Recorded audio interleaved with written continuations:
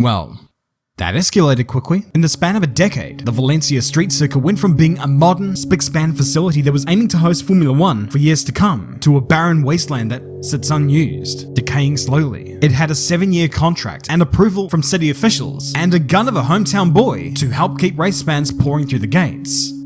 So what in the hell happened to this place?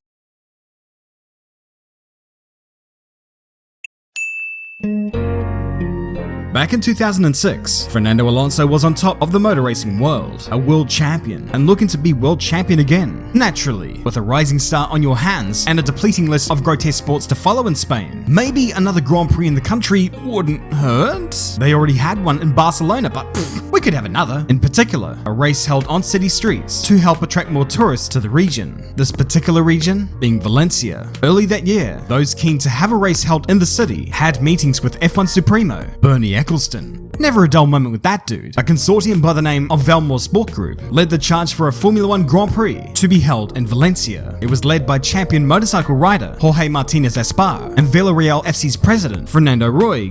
Is that how you say his name? I don't know who either of those people are, and Bernie probably didn't either, but they supposedly came with a lot of money, and Bernie was familiar with that. So he heard them out. The small man paid visit to the region, was given the grand tour around what would be the location for the race, and eventually, once it was proven that they had the wherewithal to actually host the race, Bernie relented. On June the 1st, 2007, a deal was signed between Valmore and Formula 1 that would see Valencia play host to the European Grand Prix for 7 years, starting in 2008. The idea of a Grand Prix being held on the Spanish coast sounded nice. At least on paper it did. There was added incentive for local dignitaries too, as it was hoped that the race, with its lucrative potential money-wise, would transform what was an area full of derelict buildings into a thriving centre filled with apartments and condominiums and a Starbucks on every corner. A concrete jungle smeared with capitalism. An investor's wet dream. When it came to designing the racetrack, it was given to the one dude who always seemed to pop up across the design landscape in Formula 1 in this time. A name that strikes fear into any Formula 1 fan nowadays. The man being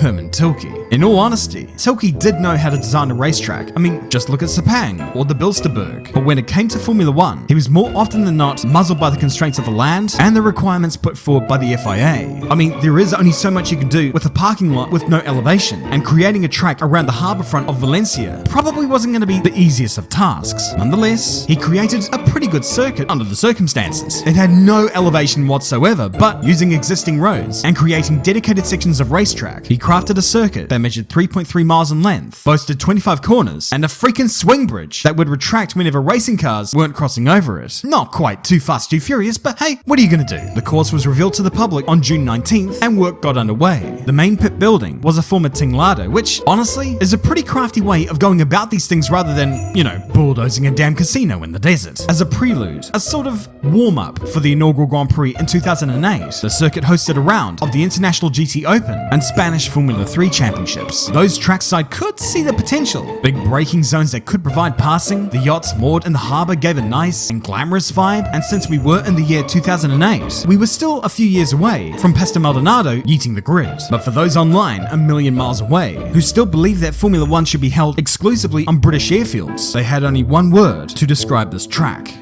Yuck. And hey, to be totally fair, simulations of the track didn't look totally appealing, and by this stage, Tilke designed tracks were gaining a reputation, and not a good one. What's more, some of those yachts in the harbour had to be hoisted in there by crane since they were too big to go through that swing bridge. But whether people loved it or hated it, the reality was the Grand Prix circus would rock up there. Formula 1 was headed to Valencia.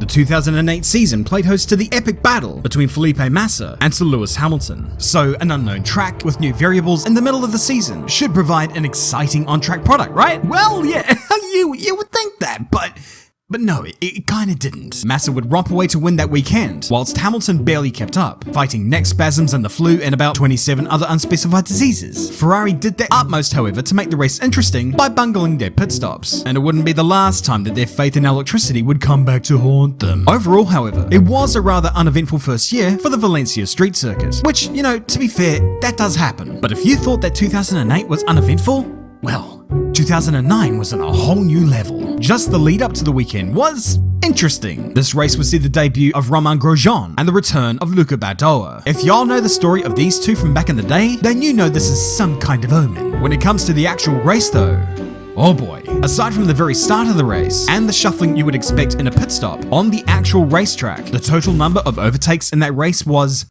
0. There were no recorded on-track overtakes for the whole race. Something about that stat seems a little bit damning. Already, this was a track which fans at the time were not looking forward to. The year 2010 saw a momentous championship battle that actually had more than 2 cars vying for the title. Imagine that. Oh, it was such a great season and I miss it so much. The race that year was a bit more interesting. Fernando Alonso and Lewis Hamilton were still at each other's throats. Sebastian Vettel was showing why he was becoming the man at the time, and Mark Webber was flying. Literally.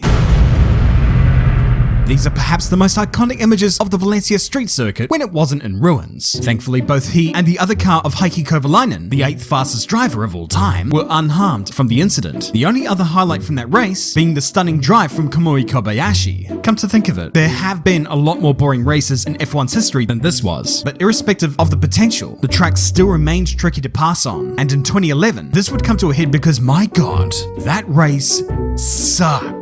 It's often mentioned that there were 2 highlights of that race, when it started and when it ended, with the latter being much more exciting in that it put us all out of our misery. Martin Brundle mentioned that despite having commentated on this race for the last 4 years, a lot of the time, he still couldn't identify most of the track. This did nothing to help sway the opinion of fans and drivers that this was one of the worst Formula 1 tracks on the calendar and perhaps of all time. Unimaginative and throws up some mud racing. And then 2012 happened.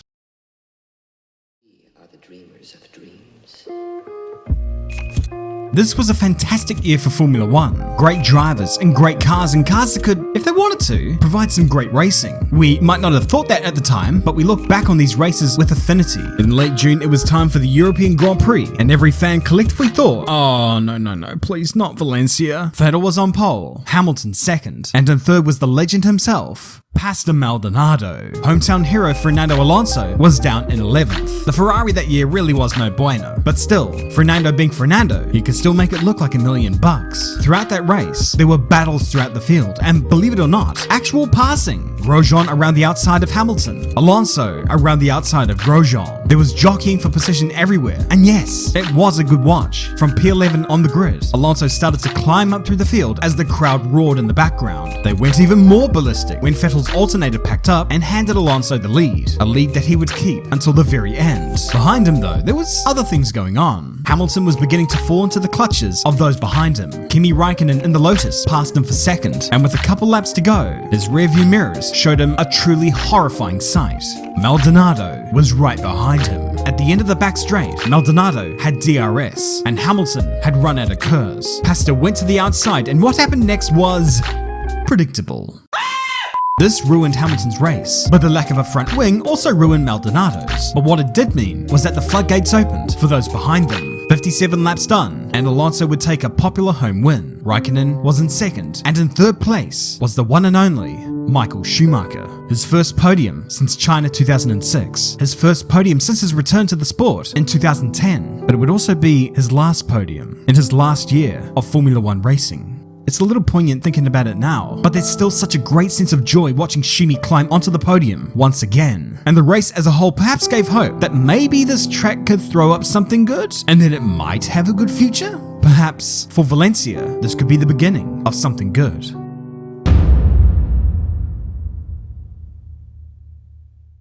Despite having a 7-year contract to host the European Grand Prix, there was something that hadn't figured into everyone's plans when said contract was signed back in 2007. I think this is the most The world was in financial crisis come next year, and Spain was hit particularly hard. Valencia was in tremendous debt and was on the brink of being bailed out by the central government, and it made the ultra-expensive race a huge liability. There were plans to alternate the Spanish Grand Prix between the country's 2 F1 tracks. 2013 would be held in Barcelona, and 2014 would be held in Valencia. But this never happened. When political leadership changed hands, the race was culled altogether, with the costs of the Grand Prix being quite apparent. It was estimated that construction work and other costs attached to the circuit amounted to 100 million euros, and as of 2023, 60 million of those euros still needed to be paid by the Valencian government. There was such widespread corruption involved in this project, and then president of the Valencia region, Francisco Camps, was under investigation for allegedly handing out illegal contracts, misappropriation of public funds, and accepting bribes.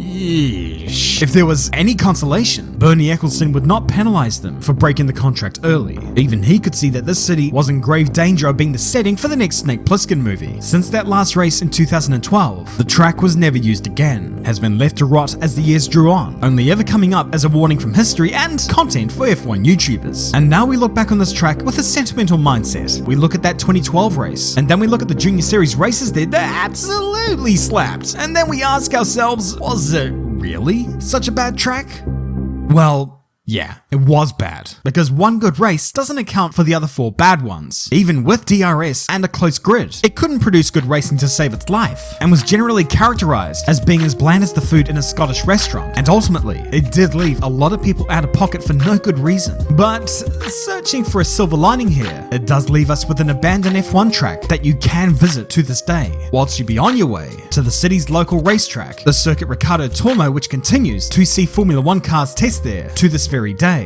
Which seems a bit ironic, don't it?